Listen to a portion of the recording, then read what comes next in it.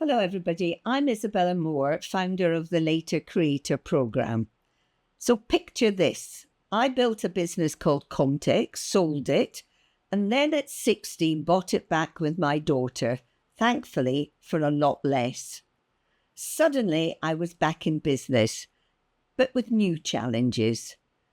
Grandchildren, an aging mum in Warsaw, and a retired husband who wanted me home. I even had an identity crisis. I bought a tender writing business, something I knew very little about, which unsurprisingly spectacularly crashed, all just to feel relevant again. So why the later creator? That crash got me thinking about older people considering a business or new path in later life. With pensioners increasing by 40% in the next 40 years, and 1 in 10 over 50s leaving work unwillingly, there are lots of people who need support to find meaningful work or to start a business. After a conversation with a professor at Aston Business School, I decided to explore these issues in more detail as a PhD student at the tender age of 66. And my doctoral research at Aston Business School explored 3 key areas. First of all, motivation. Why would you want to start a business later in life? And it's very rarely only one reason. 70% of older women, for example, only have their state pensions as income, so they need to find ways of adding to it. But it's also about pursuing a passion, working more flexibly, living by your values, or quite simply escaping bad employment experiences. And then there are stereotypes.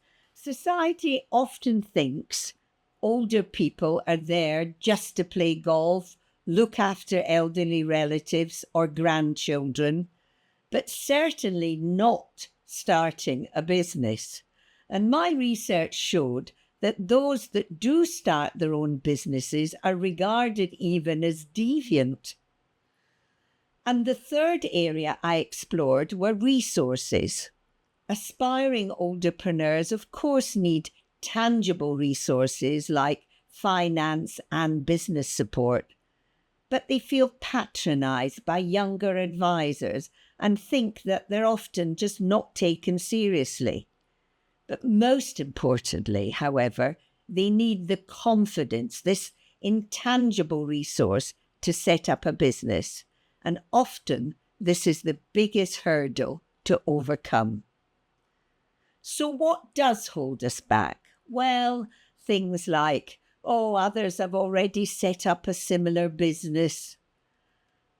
I can't possibly sell to younger people. I'm not very good with technology or social media.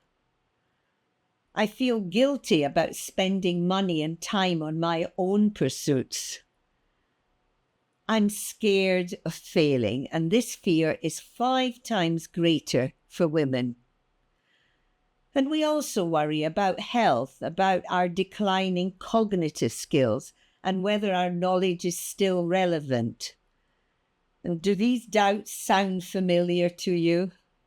Well, don't worry. We're here to help you overcome them and to start an exciting new chapter in your life.